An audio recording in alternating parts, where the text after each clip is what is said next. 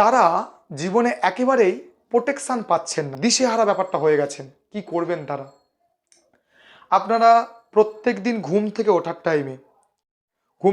টাইমে এইটা করবেন, এই হাতটাকে বৃদ্ধ আঙুলটাকে এই তর্জনীর ওপরে দিয়ে দেবেন।